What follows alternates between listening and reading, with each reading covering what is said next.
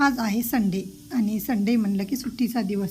आता काही म्हणी आम्हाला लागू होत नाहीत. संडे हो या वनडे, रोज खाओ अंडे, असे काही म्हणी आम्हाला लागू होत नाहीत. आणि सकाळची सुरुवात झाली ती म्हणजे चहानी. चहा झाला की मग वातावरण बाहेरचं बघतो आपण की या पावसाळ्यात तर कसं वातावरण खूप सुंदर आहे. सकाळी एकदा पाऊस पडून गेलेला असता, मग परत ऊन पडतं, परत पाऊस येतो. आज दिवसभर तर असंच चालू आहे. आता ह्या पक्ष्याचा जो आवाज आहे तो आम्ही दररोज हा पक्षी शोधतो आहे, पण तो पक्षी काही बघायला मिळत नाही. पण आवाज मात्र कोणत्या पक्षाचा आहे हे मात्र आम्हाला बघण्याची उत्सुकता आहे. तुम्हाला माहीत असेल तर नक्कीच तुम्ही कमेंट करून सांगा.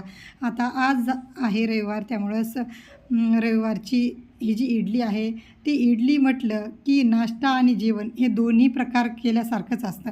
कारण इडलीला एवढा वेळ लागतो ना की नाश्त्याचा पदार्थ आहे असं म्हणताच येत नाही. कारण त्याच्यामध्ये अर्धा दिवस तर त्या इडली करण्यात जातो. इडली, सांबर, चटणी असे सगळे 2-3 प्रकार त्याच्यासाठी करावे लागतात. मग काय, आज लेकरांची तर मागणी असते की रविवारी इडली करायची.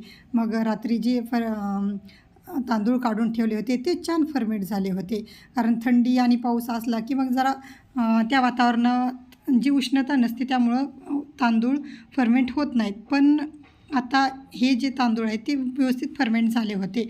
आणि त्याच्यानंतर चटणी करायला घेतली. इडली लावली आणि तोपर्यंत इडली होईपर्यंत चटणी करायला घेतली. आता कधी करते ते म्हणजे ओल्या नारळाची, पण आज मी सुक्या खोबऱ्याची चटणी करणार आहे. खोबरं, शेंगदाणे आणि डाळवं परत हिरवी मिरची घालून जी चटणी करतो तीही ओल्या नारळाच्या चटणीसारखीच लागते आणि खूप चवीला पण थोडी वेगळी लागते, पण खूप छान लागते ही पण चटणी. आणि मग हे बाकीची पण इडली, ही सगळी इडली लावून घेतली आणि तोपर्यंत इकडं कुकर लावलेला आहे. आता सांबारची पण तयारी करायची. आता सांबार करायचं, चटणी करायची, त्याच्यानंतर इडली. आता हा जे प्रकार आहे ना, हा नाश्त्याचा तर मला कधी वाटतच नाही. हे जेवणाचाच प्रकार असावा असंच वाटते, कारण ते आपल्या महाराष्ट्रातलं नाही, पण तरी पण आपण करतो आवडीने.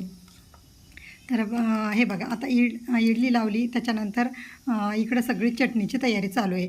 आता चटणी करून घेतलं की मग तोपर्यंत कुकर होईल की मग त्याच्यानंतर सांबारला फोडणी द्यायची.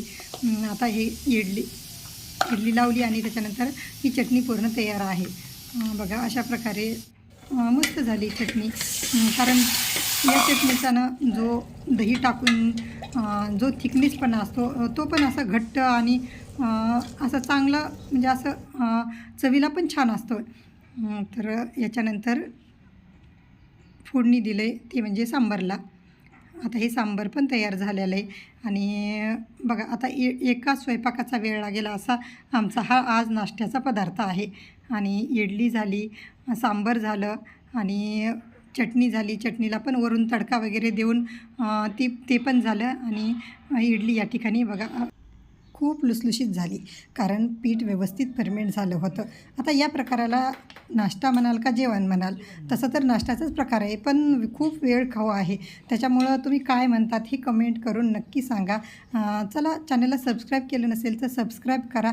भेटूयात पुढच्या ब्लॉगमध्ये. तोपर्यंत बाय.